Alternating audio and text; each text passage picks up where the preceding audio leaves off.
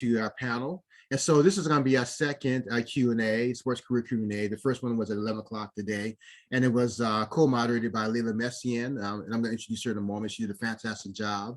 And so we're going to have her co-moderate this panel. And thank you, Layla, again, for agreeing to co-moderate this panel and for also putting up a little bit of my micromanaging in the chat.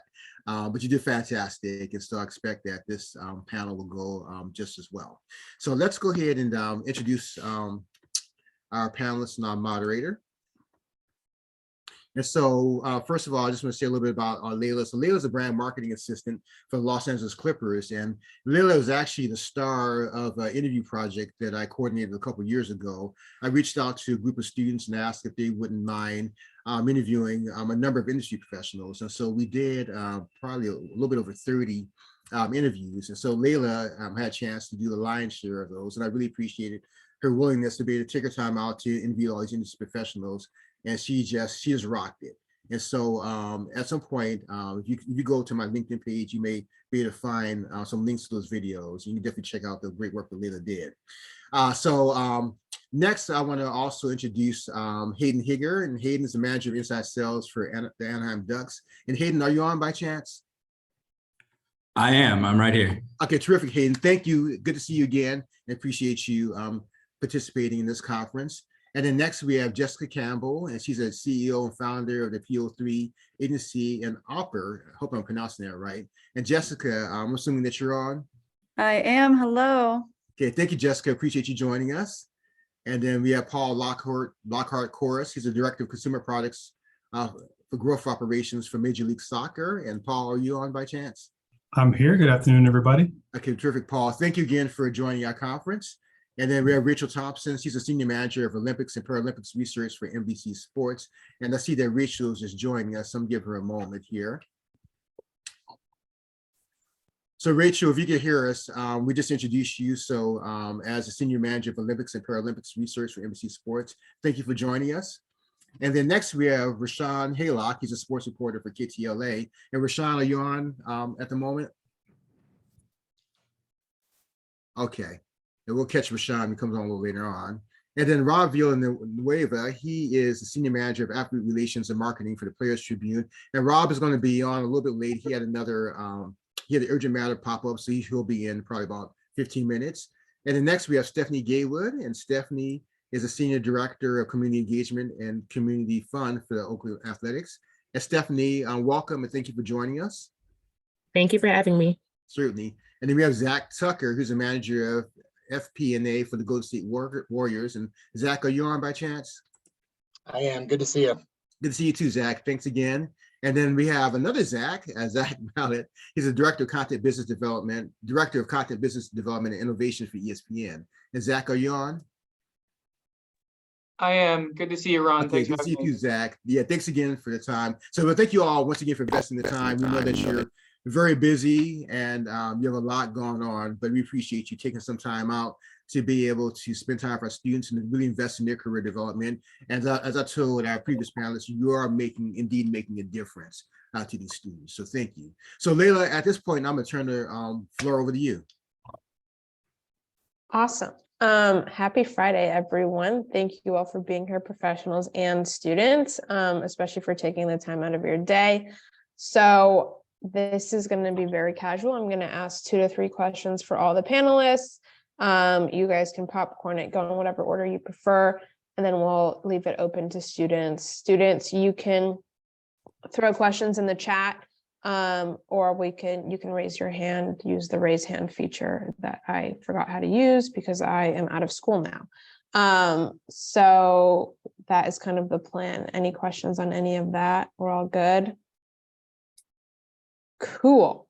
Okay, great. So my first question for the panelists is going to be, in 1 minute or less, would you briefly describe your job role?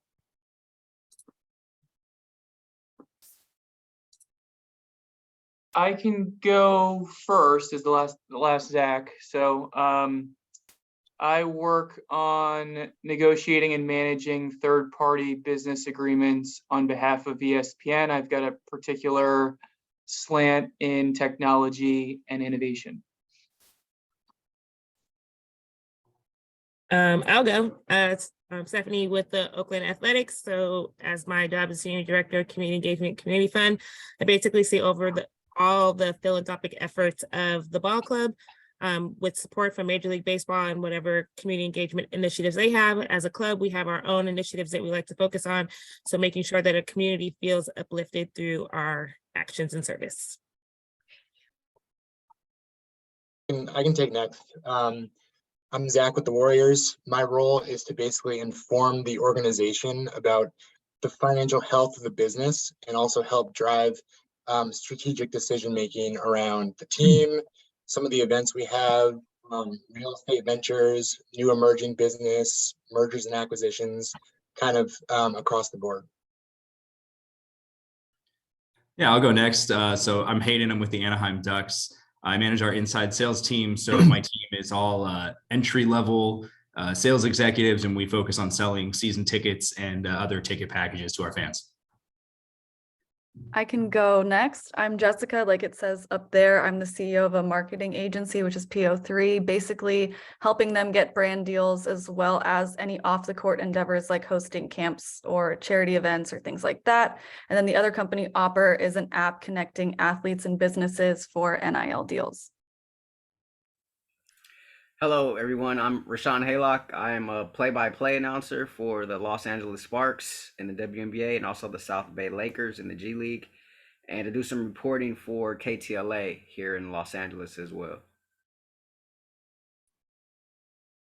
I'll jump in. Good afternoon, everybody. I'm Lockhart-Korris. As it says there, I'm with Major League Soccer and consumer products, and I'm pretty new to the role. I've only been there for 3 months, so I'm kind of still figuring out what it is exactly that I'm doing, but trying to grow the business of Major League Soccer consumer products. So some of the partners we work with in that are Adidas and Fanatics and Apple. We also manage the Mexican national team rights within the United States. So selling merch for the Mexican team and a few other things we probably get into more detail later. Hi, everybody. My name is Rachel, and I manage our Olympic and Paralympic research team at NBC Sports. So our job is to learn the ins and outs of all of these sports, and we do that by going on the road to sporting events and talking to athletes and kind of learning about their backstories. And then we take all of that information back to our various groups that work on the Olympics and the Paralympics. And during the games, we're working on studio shows, writing the segments, working with talent, and making sure that the best stories of the day are coming through to an audience.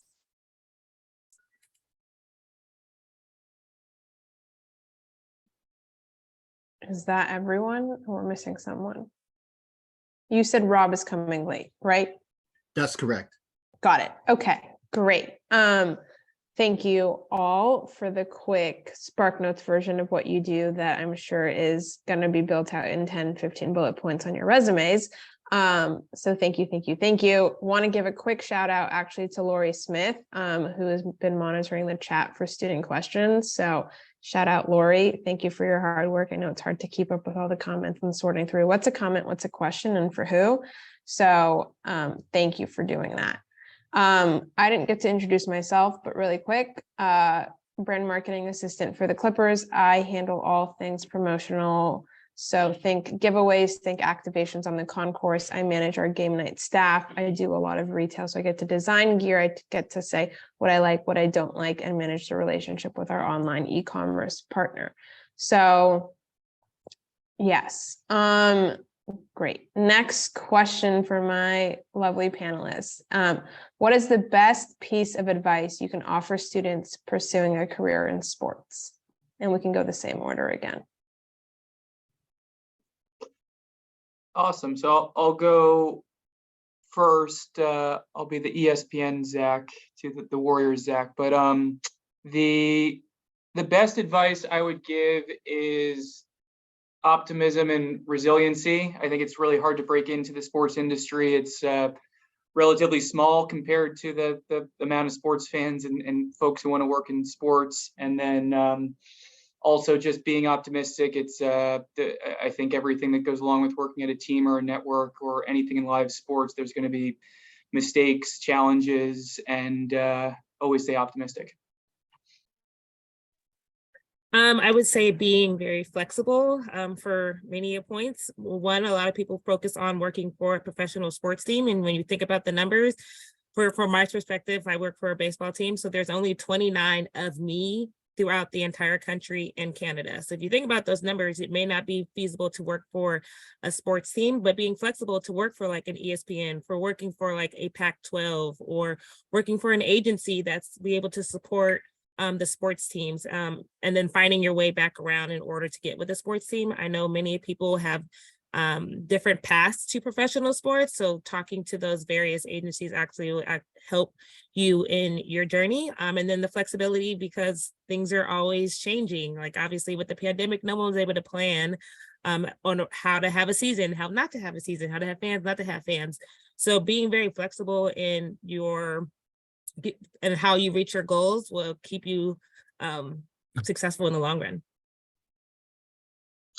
Yeah, I would say be open to be open to how you start your career, because wherever you start is probably not going to be where you end up, and it's going to change a lot over your career. And so just because you start off in like one area, you might switch like department or area of focus, 10 times. And it's very easy to do that by asking questions within your organization and kind of like aligning yourselves with people that you kind of see as role models within the organization. So network like crazy, ask a bunch of questions, like always try to take people for coffee, pick their brain, be curious, because people really enjoy that. All right, I think I was next. I lost the order there, but yeah, kind of echoing what Zach said, or I guess building on that. My advice to people is always just be passionate about what you do, because at the end of the day, you don't work in sports, you work in whatever your job is.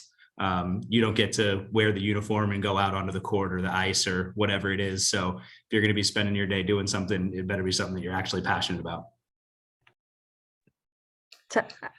For me, I'm sorry, go ahead, Jessica. No, you go ahead.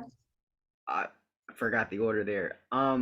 For me, a couple things. I would just say, don't say no to work. Don't turn down work. Don't turn down any opportunities that come your way, especially early on, right? If someone invites you there, then you be there, whether they're going to pay you $1 million or whether they're going to pay you $0 or just lunch. Just show up, because the opportunity that you don't show up to, there's someone like me who's going to be there, right? And so you don't want to turn down opportunities, and also you never know who may be there, right? So much of this business is about relationships, and so you never know where you'll meet that person that could have, a life-changing advice, or could lead you on a life-changing path in this business. And then the other part would be run your own race, right? Don't get caught looking in the other lanes. And by that, I mean, don't get caught in the comparison trap. Your journey is not going to be the same as my journey or the next person's journey, right? Your race is your race. So just continue to run your race as best and as effective as you possibly can. I think to piggyback off of the last three, the hardest part is starting, right? And you want to be passionate about it. You want to ask the right questions, and you want to be in a role and in a sport that you love. But I think finding where to start can usually be the hardest part. So what Zack said, I think, was perfect. Reach out to people, ask for informational interviews, do things like this, and use us as a resource. We're all here because we're willing to have conversations and help your guys' career. And I mean, I was fortunate enough where people did that for me in my career. So if we can be a resource to you, ask us for a 15-minute phone conversation and pick our brain. And while you do that, ask about what we do, how we like it, the best parts of our job, maybe the worst parts of our job, because that's where you can truly understand if you can fit in that organization. Maybe you can't work the long days and hours of baseball. For you guys in baseball, I'm sure you get what I mean. And maybe football is a better aspect for you, or at an agency, or running your own app like I do. So ask the questions, find where you fit, because there's a specific spot for everybody. And once you find that perfect role for you, you're going to be passionate, just like Hayden said, and in the right rooms, like Rahshaun said. So ask all the questions. I'm also not sure of the order here, but everybody else has pretty much already said it. There's nothing left. I think I agree with a lot of what's been said already. I think Zack mentioned, stay persistent. Don't get discouraged. You're going to hear a lot of no's. Everybody on this panel has heard no's, had been turned down, has been ignored. Like, it happens. So you just can't get discouraged. And then Stephanie and Zach also said, so combination of the same thing. So like, don't pick out just the dream job. Like, I want to work for the New York Yankees, and like, that's it. Like, you have to be broader minded. I started my career at Rice University, which is a tiny school in Houston, and I had no connections to Texas. That wasn't where I ended up. So, you can move sports, you can move geographies, you can move functional roles, as somebody said. So yeah, stay persistent, don't get discouraged, and be flexible and patient, I think. I think mine would be learn how to advocate for yourself. I feel like it's not something I learned until a couple of years into my career, but when you're working in this industry, ask for, as everyone has been saying, ask for the informational interview, ask for a new project, ask for more money, ask for a promotion. And, I've been really lucky. I've had great managers and people who have been advocating for me when I wasn't in the room, but if you don't ask for those things, chances are no one's going to offer them to you. So learn how to do that and get comfortable with it. And that's just something that's going to help you as you go along in your career. Awesome. Thank you, guys. And sorry about let's do it in an order. We'll just do freestyle on the next one. So Rob has joined us. Rob, are you there somewhere? Yes, I'm here. Sorry about that. No, all good. Daddy duties. All good. Want to kind of bring you up to speed. So I'm going to do 2 questions back to back with you, if that's all right. And then we'll move into the next one. So my first question that we covered was, in 1 minute or less, would you briefly describe your job role? In 1 minute or less. So I work for a sports media company called the Players Tribune. We're in the business of telling athlete stories, and I'm the middleman between the content and the athlete. So I work in the athlete relations and marketing department, and our job is to connect the dots. And if athletes have stories to tell, it comes through our department. If our content team, whether it's our audio team, our social team, or our editorial team, has requests to tell athlete stories, it comes through us. So we're the bridge between our athletes and our content. Lovely. Thank you. That was great. And then the second question that we had just asked was, what is the best piece of advice you can offer students pursuing a career in sports? The best piece of advice that I can give, I'm big on branding, personal branding. It's my mantra in the back. It says grow your brand, and it really means to like grow your brand through life. And being LinkedIn is a great platform, as we all know. Keeping it up to date, using that to engage, and using that also to create content, just the same way we use Instagram or Facebook or TikTok to create content that's relevant to the field that you're looking to build upon and network with. You can create content on LinkedIn as well. And so that not only gives you an opportunity to share your leadership and your experience and your take and perspective. You don't have to have a 10-year experience to have a take on something, but by creating on this platform, also gives you an opportunity to showcase your work and use it as a portfolio. So whether you've done something or you're not, or you're looking to do something, it's a good, I think, platform for beginners and experienced professionals to create. I love it. Thank you guys so much. I'm going to go and recap what all the panelists said for that second question of the best piece of advice. In no specific order, because I wasn't writing the order. I'm gonna mute. Can we mute Joseph? Not mine. Okay. Okay, thank you. So it seems like the main one was networking, and I just wanted to add a note from the last session that I was moderating is don't network just to find a job, network because you actually want to learn about someone. Do an informational interview. If you don't vibe with that person, that's totally fine. You don't need to force that relationship. Send them a thank you note. Thanks for the time. Be in touch. You don't actually need to be in touch if you don't want to. It's all good. Just always say thank you is my biggest thing. And some people, you know, the more people see your name and the more they see your face, going back to Rob's point, post on LinkedIn once a month, twice a month, who cares? Whatever it is, do a recap. I always do recaps because I'm too lazy to be consistent with my posting, but whatever it is, just get your name out there. Send people happy holidays, happy Mother's Day, happy Father's Day, happy Thanksgiving, whatever it is, make them see your name more often and they're going to remember you. And hopefully that networking is going to pay off in the end. We said be flexible. That also ties back to something else someone else said in the other panel, which was be flexible in working in sports, right? That doesn't mean you work for a team or a league. That could be anything, right? The NBA has jersey patch sponsors. I think most sports do now. You can always find a way. Food is slowly moving into sports. Well, they've always been in sports, but more so now. And then being persistent. You're going to get a lot of no's until you get that one yes that's really going to pay off. Advocate for yourself. You're your best advocate, an ally, right? If you're not going to do it, don't expect someone else to do it for you. So always do that. And then Rob's point about branding, personal branding, and then LinkedIn, I think that happens online and in person. Make sure that energy matches each other. So always be LinkedIn, I think, is a great place. Comment, post, whatever it is, share your big and small milestones. Everyone wants to see it, and be proud of yourself, you know, let people know what you're up to. If they're not gonna ask, you have to tell them, right? So definitely be vocal about all of that. Great. All right, my next question for my panelists, is going to be, what are some current trends in sports that students should be aware of? We'll do a popcorn, no order this time.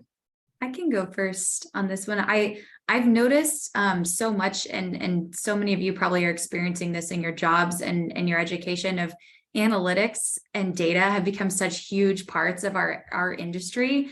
I think if I was in college right now, I would probably take a few courses in that area just to learn more about it and see if it's an area of interest or something that I could do as part of my current job. So I think that's something just to be attuned to, because it feels like those jobs are everywhere and those skills are so coveted. So that's just something that I've been noticing lately. I'll go. One of the things that I've noticed a lot more lately is a lot of brands wanting to be associated with like a league or a team to do CSR work, corporate social responsibility. You might see it as like environmental sustainability touch points as well. And the other one is D&I. So understanding that everything that we're doing in the philanthropy space is cause marketing. Like we are showing, we are part of that brand, we are part of the community through the good that we're doing, and a lot of brands want to be associated with that. So a lot of times with our corporate partnership team, I'm always letting them know, like, hey, you have to add this touch point in there. It's not just about the traditional commercial, it's about how their brand is also affiliated with the impact that we do. I agree with what Rachel said about data and analytics, and a lot of technical skills like programming and R and things like that are very important. Tableau, SQL, those sort of things. That's a little bit specific to my business area that I work in, but I think it's applicable in a lot of areas. I think if you know that the vast majority of revenue in sports is driven by TV contracts and media in general, just like pay attention to the trends there, because it's really important. It really drives a lot. So, shifts to streaming away from traditional broadcast powers. And then I think a lot of athlete driven media. We got the Players Tribune on here, I think.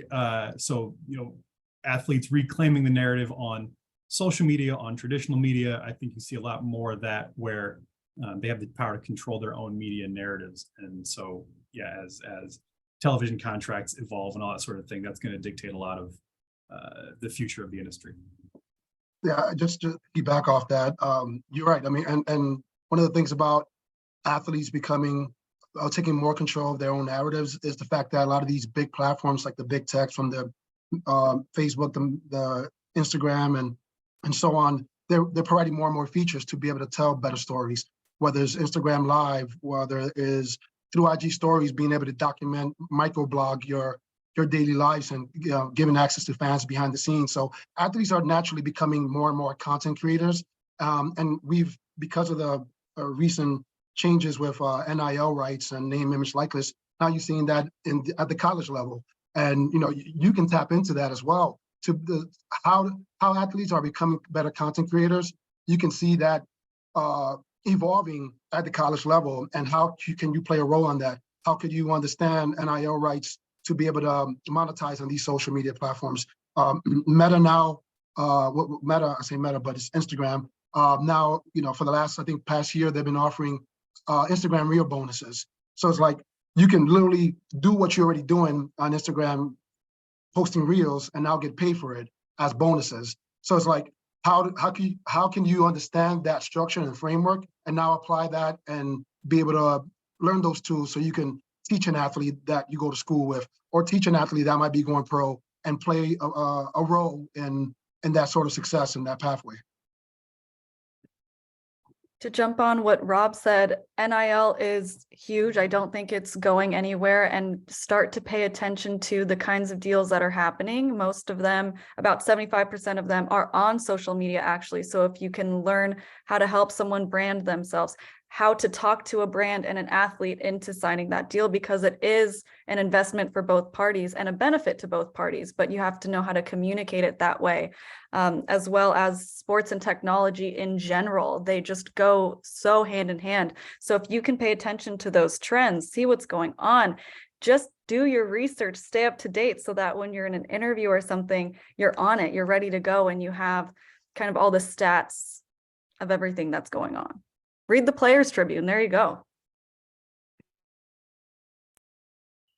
I think the digital space has just continued to evolve. I remember when I first started there it was this big unknown. No one really knew what to do with the internet, right? So it was kind of like my playground. But now, folks have found ways to monetize it, and I know like a lot of the stations here in the area, they have their own sort of digital networks that go right hand in hand with the over-the-air networks, but they have some programming that's exclusive to the digital side of things.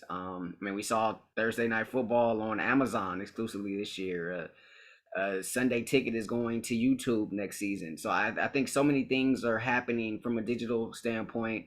The Peacock is going to have Big Ten football coming up here a year from now. And so so many things there's so many avenues that are being created digitally through sports that have opened up, more avenues for, up and coming play-by-play announcers or up and coming sports reporters to do certain games. There's in the Big West Conference here locally, which has a lot of the Cal States and some of the UC schools here, that each of those schools in the conference has their own sort of digital ESPN3 outlet on campus, which is sort of led by and run by students. And so I think those spaces are propping up and have propped up all throughout the country. And so I think just the marriage of sports and the digital stratosphere is something that is sort of taken off here. Yeah, and obviously, in my role, getting butts in seats on some level, that's still the same. But to kind of echo what my fellow panelists are saying, the way that we're reaching out to those people is completely different from what it was, 3-5 years ago. When I started, we didn't text people. You got them on the phone or you shot them an email. And even that was kind of looked down on, right? You wanted to get people on the phone or face to face. And now we're, my reps are firing text messages to people. I'm sure pretty soon we're going to be tweeting at people and DMing them. I don't know, but yeah, it's definitely, evolving pretty quickly. Hey, Hayden, wait till ChatGPT starts responding back to those customers. Oh, it already exists. There's definitely organizations that are using AI to at least cultivate, those first few steps of what's going on. So again, most definitely. Yeah, we at the 49ers, we had I'm sure a lot of teams have an automated service app. Like when you're in the stadium on game day, you could text it like, where's the nearest hamburger? You tell what section you're in, and it directs you to the nearest place you can get a burger, or where's the bathrooms, or questions for season ticket reps, like, hey, you could I'm sure you could tell, like text, you can find out your balance that's owed on your payment plan, things like that. A lot of that has been automated or is being automated. Yeah, all that stuff's automated, and even down to, the first initial conversations of, hey, I'm interested in a ticket plan. What can you guys offer? I know, at least locally, I know the LA Dodgers are doing stuff where they have automated chat bots, having real-time conversations with people and then handing off a pretty hot lead to a sales rep who just comes in and seals the deal. So it's pretty cool the way they're able to use that technology.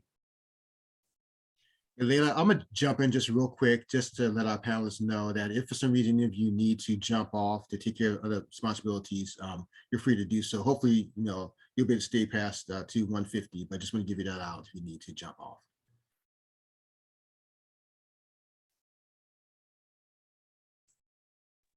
Thank you, Ron.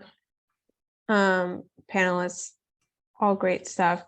Students, things to be looking out for. Maybe you pick one that you do additional homework on over the weekends and kind of get your foot in the door with that, whether that's watching YouTube videos on it or whatnot. I can't wrap my mind around NIL, so definitely something that I'm going to do more of a deep dive into, because I think it's important to at least have a basic understanding so that when you're at the table, you're not quiet.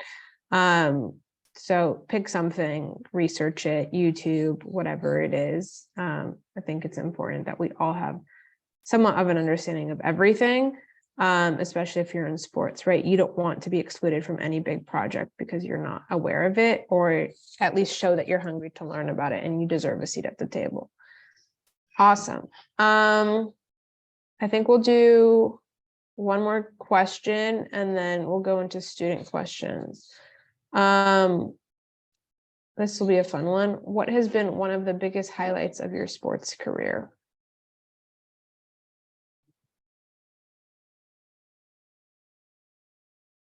I can go first. That's easy. My first full season at the 49ers, they went to the Super Bowl. They went from 4-12 the year before to starting 8-0, being the #1 seed, hosting the first 2 playoff games in Levi Stadium history, and then going to the Super Bowl. And because the York family is very generous and looked out for us, they took us all to Miami for a long weekend to watch the Super Bowl. We were winning in the 4th quarter and eventually wound up not winning that game, so it's not quite a happy ending, but it's an awesome weekend nonetheless.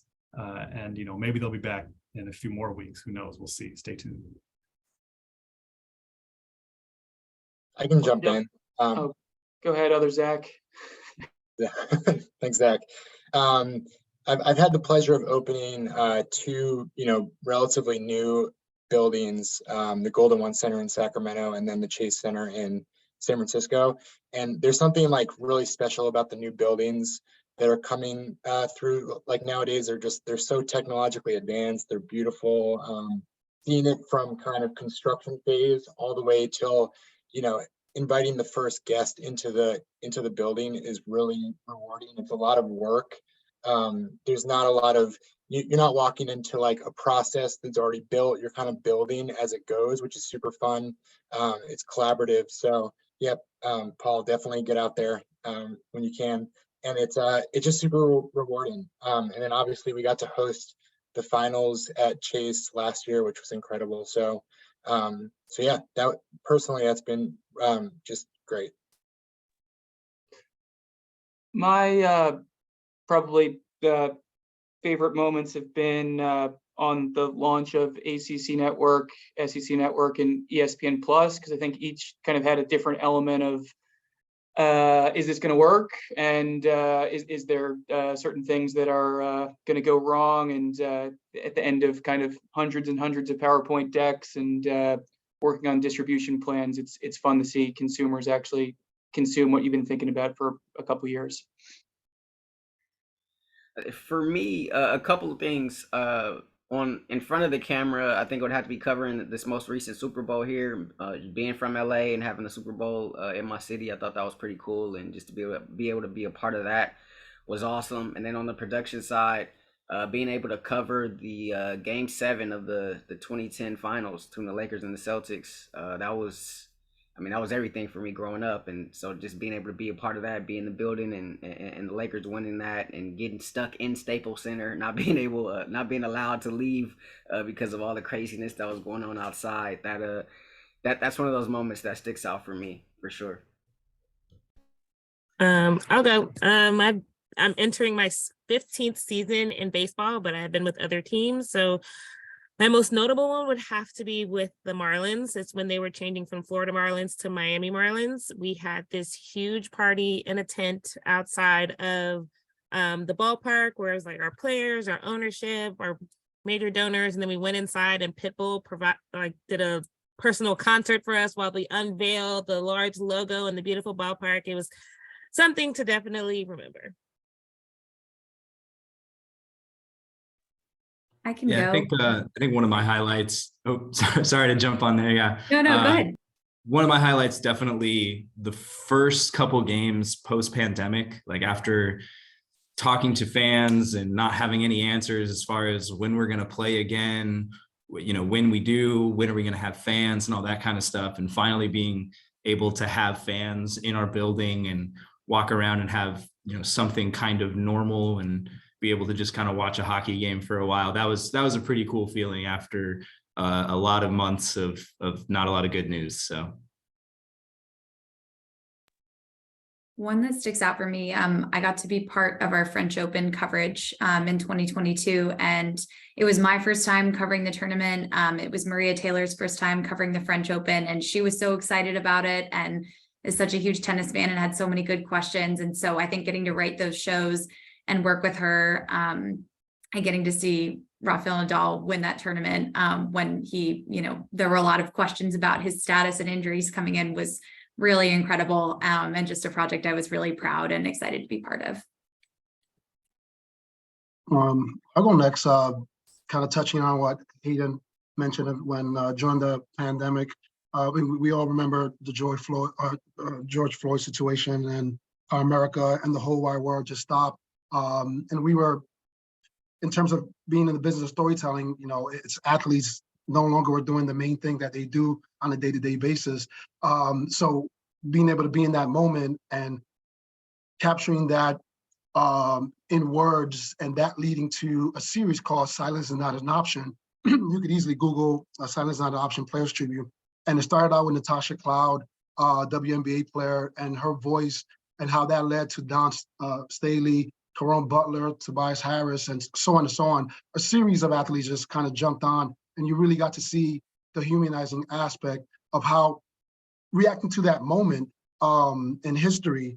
It was just incredible, and to be a part of that, it's just one of my highlights. And leading up to just last week, I was awarded a Certificate of Impact award for myself and our global team's effort and our DEI, and making sure that what we do externally with our athletes, we also represent internally with our workplace, culturally wise, with Minute Media, which is the owner of the property, the Players Tribune. So just seeing that in full circle, like, standing behind athletes and athlete first, and then incorporating that sort of DNA inside our own culture is probably one of my biggest highlights.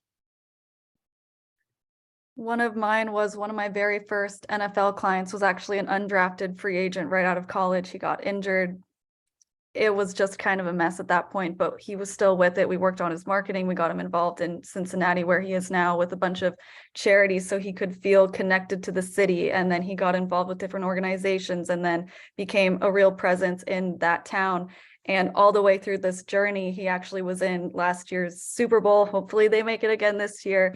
And just being able to be there from the beginning of his journey and watching himself change, his confidence change, his fan base change with social media and all of the different outreach we did. And we do 2 charity camps a year with that individual, but being part of his whole journey and seeing how he was able to make an impact on other people was one of my highlights.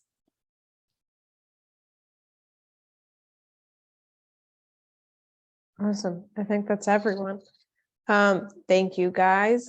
Students, maybe those are goals and experiences that you add to your bucket list at some point, your career bucket list of things that you want to accomplish at some point, and always work towards those. Make that a part of your vision board. Okay, we have about 6 minutes left before we do closing words. So let's have the students ask one question and direct it to a specific panelist. If you want it let's go Jordan, Amari, Julian, and I saw Bridget has one in the chat. So just unmute yourself, quick intro, question, and who it's for. Jordan. Okay, we'll go to Amari. Hello, how you guys doing? This is for anybody on the panel. I'm going into sports broadcasting, any form of like NBA or NHL or whatever type of professional league. My question for the panel is, how are you able to discover your personality in the sports industry? And this is coming from somebody who has not discovered his own personality. So what tips would you give me to help discover my personality in sports? Hey, Amari, I can start here. I would say be comfortable making yourself uncomfortable. Put yourself in positions that make you feel a little bit uneasy, whether it's, public speaking, asking questions in big rooms, volunteering for presentations, because you'll find that whatever perception you have of yourself could change as you succeed in all these different like new experiences, and that'll give you confidence to also like kind of find your personality. I'll jump in on this one, Omari. It's a great question. I think your personality is your personality, right? And so I think the trick is just to unlock that for the world to see. And so how do you be your own unique, authentic self behind a microphone or in front of a camera? Because those are things that are so unnatural, right? It's unnatural speaking to a camera. We're used to talking to people and they nod at us or they smile at us or they laugh at our jokes. And so it can be a little bit unnatural when you're talking to just a camera or just a microphone. And so I think just being able to be yourself in those spaces is sort of the trick to it. But your personality is your personality. You can't go on air and try to take my personality or Zack's or Paul's or anybody else's, right? You can only be yourself. That other person is already taken, right? You're your own individual self. God made you uniquely you, and so I think that's sort of the trick to it from my standpoint. I would quickly say, just to add to that, by the way, you got a great voice, Amari. So you already got a built-in personality. So I would say reps, like using social media as your playground. Testing different types of content, being when you become more self-aware about the way you're creating and the things that you're putting out there, I think you'll start finding more value and more understanding of who you are by just doing more of it. And put yourself into positions where, like one of the panelists said about just taking the presentations, and I think it was Zack that said that, but doing more, being more volunteering to more opportunities. Just that way you can, the more you do, the better you get to know. Thanks, guys. Thank you. Julian, go for it. Hi, everyone. Thank you for taking the time to be here. My name is Julian. I'm a senior at UC Santa Barbara, and I had a question for Paul specifically, because you mentioned kind of some of the companies you worked with. I actually interned with Fanatics last summer with the merchandising team. So I was curious about, the role that you kind of see consumer products playing in the growth of MLS as a league as a whole, and then how you maybe are trying to combat potential new soccer fans, like within the US, gravitating more towards European leagues as opposed to the MLS, maybe, the role that you see consumer products playing in kind of combating that issue. Yeah, thanks for the question. And I'm in fact wearing a Fanatics 49ers shirt right now. So yeah, Fanatics, I mean, there's one answer there is that Fanatics is, if you didn't already know this, like set to completely dominate the sports industry in the decade ahead. They've got rights to every major league and they're expanding into betting. They bought Topps and they own Major League Baseball and NBA's trading card rights. So that's one thing we didn't touch on earlier about trends in the industry, just like whatever Michael Rubin and Fanatics are doing, pay attention. And then to consumer products, I think it plays a huge role in the growth of the league. And that's why, our team has expanded aggressively in the last, 15 months. We've hired a new senior vice president and a lot of new leadership from the NFL, from the NBA, from a lot of leagues flocking into MLS to try and grow the business there, because senior leadership at MLS believes that that's a big, an important channel to unlocking a lot of new fans. The jersey is so integral, and the jersey in soccer is a little bit different than most North American sports, where there's a new jersey every year. which is not something that you see in the NFL, for example. And so we are building towards our jersey launch window right now in mid-February, and it's really exciting to do a lot of the storytelling on something that's a particular storyline to a given city or a given fan base. And it's a way to celebrate and drive a lot of excitement for the product on the field by what the players are wearing. And then as far as the players gravitating to, or fans gravitating towards European players, it's a unique challenge for MLS in that that's the only sport in which the best league in the world is not in the US. And so we just have to continue to grow. I mean, the talent level, the talent base in MLS is increasing. Thiago Almada was the first active MLS player to win a World Cup with Argentina a few weeks back. So there, you have to invest in the pipeline of both fans and players at a very young age. And so we're doing stuff to aim at youth, whether that's gaming or youth soccer leagues, or building it up from there. And so, yeah, you got to just continue to build a talent pool in the league, but also celebrate the players that are there. Like, we've got some great players in the league. And so there's storytelling there that's involved about, like, talk about how great these players are. We have a new deal with Apple. Shameless plug here. MLS is on Apple Season Pass this year, Apple TV Plus. And so that's going to hopefully bring the game into a lot of households that have never had the chance to see it. It's every match all year, all around the world, anybody who has an Apple device. So we hope that's going to be a big one, but stay tuned in the next few weeks and months and we'll see where it goes. But thanks for the question. Absolutely. Thank you so much, Paul. Awesome. Bridget, I promised you. And Bridget will be the last question, actually. I'm so sorry. Okay, thank you. I'll wrap it up really quick and fast. I just wanted to say thank you for taking this time. I've been on here since 8:30 a.m. and I know the questions have been, the same questions from this morning, but it's interesting to see everyone's perspective and answers on the different panels. So thank you. I personally have questions for the whole panel. I am a healthcare, I work in the healthcare industry. I've been in here for 10 years. And so I'm slowly transitioning my way into changing careers. I started attending school a year ago, and I know that my resume is all healthcare related. And so what advice can you give to me or to someone who is literally going from a different career path to a completely different new career in sports? Can I respond with a question? Do you have in mind already what area in sports you're looking to explore? Yes, I would like to be a sports reporter, analyst. I know I've learned to not just focus specifically on one, end goal, and that takes time to get to that spot and to be flexible and open to other options, but that is the ultimate goal. Well, one piece of advice that I can share with you is to do free work. I know it doesn't sound like the best, especially when inflation is raising all the goods in the supermarkets.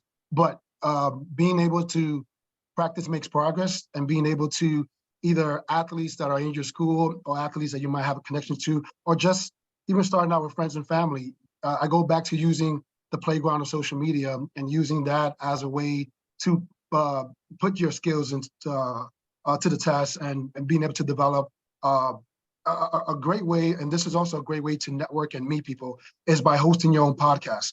It's so easy to have a podcast nowadays. You don't have to have an audience to have a podcast. You can literally, there's an app called Anchor FM that's owned by Spotify. You can create an account, use your phone. You don't need no fancy equipment. You can invite someone to ask some questions. And this is a great way to invite a guest to your quote unquote show that you're looking to get interviews from. So having your own podcast is a great way to start putting your skills into the works there, and also a good way to start building a portfolio of things that you can share, that you can now add to your resume. You're a podcast host, or that you are a reporter, or you're on the field or whatnot. But free work is always great, and also creating that lane for yourself is also another way. Thank you. I don't know if any of the other reporters here. Yeah, I think you just sort of look around, right? In your, I'm not sure where you are from a geographic standpoint. But I live in San Diego. I attend the University of San Diego, Okay. I know something for me, and a lot of these stations have kind of gone away, but there are some, if you can find them, are public access stations, like local cable stations. They may have news, or even do some sports at those stations. I think those were great for me coming up. It allowed me to be able to kind of get out and to get some reps in.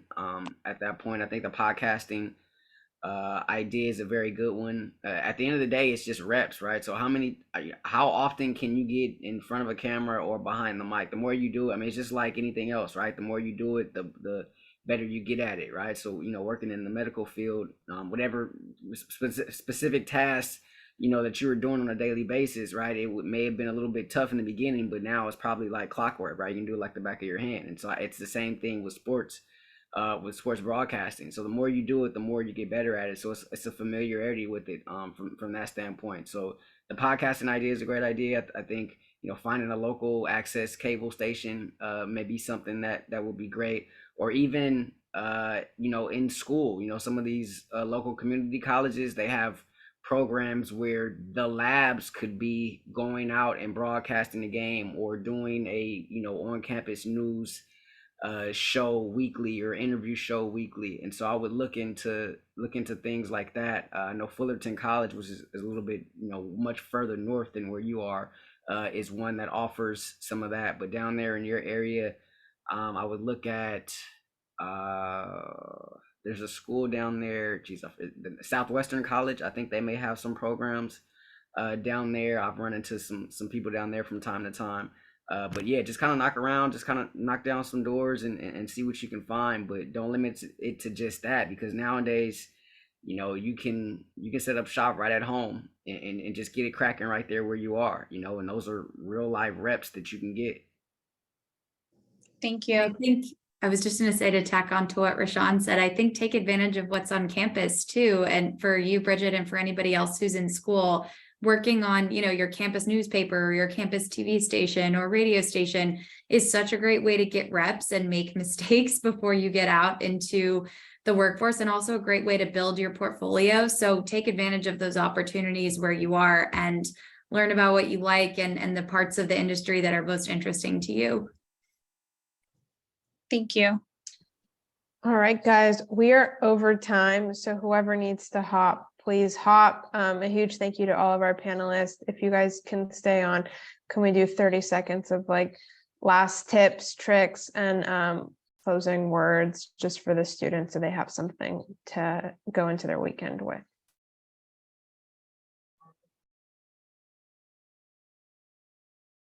Yeah, I can start off. I think another piece of advice that I would give to everybody, and this is true for the sports entertainment industry, but really I think it's applicable to anything. But I encourage you to just be a sponge and learn from every opportunity you have, everyone around you. I always tell my reps, even if the only thing you learn from someone you're sitting next to is, well, I'm never going to have a conversation like that with a client, that's just as valuable a lesson as anything else. So take every opportunity you can to make yourself that 1% better every day. I would say, while you do want to do research and see what the trends are and what everybody else is doing, you don't want to be the next somebody. You want to be your own person, because everyone has their own input that they can give into wherever they are. So look at the industry, find what's missing, and if it's something that you are able to add value to, be that person that does that.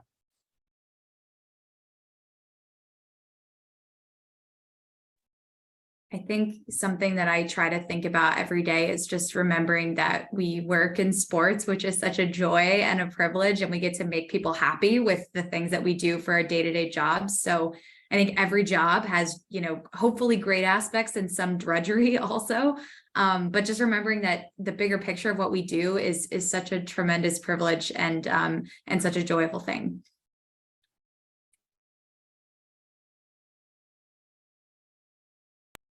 I believe someone on here said earlier, you're going to hear no's, right? You're going to hear a bunch of no's. We all heard a bunch of no's. And just kind of keep in mind, as you're going through that, it only takes one yes, right? So you may get 1,000 no's, you may get 2,000 no's, but it only takes one yes. And so just be encouraged. Just knowing that, continue to believe in yourself, believing in yourself and the work that you put out. Continue to be passionate about what it is that you do, and continue to try to fight for whatever it is that you want. I think for me, like a huge thing is continuing to believe in myself and my abilities, but also, my faith has been huge. My belief in God has been huge in helping me to get to where I am today. And so, stay faithful, and just continue to go out there and work hard, and don't be discouraged, even though it may seem like, people aren't, willing to give you opportunities. Just continue to try to knock down those doors, and just be in search of that one yes, because that's all it takes. Once you get your foot in the door, then it's on you from there to just sort of take off and take advantage of said opportunity. I would say which it's been said already, but like the importance of networking and building relationships. I mean, relationships is in my title. Like, it's super important, and relationships makes this world go around. I've been blessed, and I was able to walk into the world of sports because I had a brother that got drafted to the NBA, and his name was Charlie Villanueva. He got drafted back in 2005, UConn champion in 03. But because of his access and his opportunity, I was able to flourish by meeting the people that represent him, meeting the people that were in the team that he plays for, and I took full advantage of that. It wasn't like I was trying to gain something from them. I genuinely wanted to meet people to learn and be a sponge. So from using that as a way to learn, will create a way to create opportunities. And like, if you're not into sports right now, or you're not working in there, or you don't have those type of abilities, you can create them using social platforms. I keep going back to social platforms because like these features exist. Like, if you wanted to use DMs, everyone that's on this, if you look at this presentation, every name that's in here has a LinkedIn profile.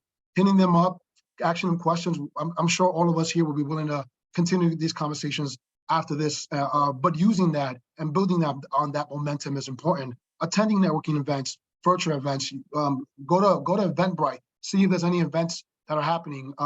Ask questions, and don't be afraid to join industry groups as well that exist already on LinkedIn. There's a lot of great opportunities to network with people inside the industry groups that are on LinkedIn, and also Twitter communities is a good place that sneakily you could be a good way to meet some interesting individuals as well.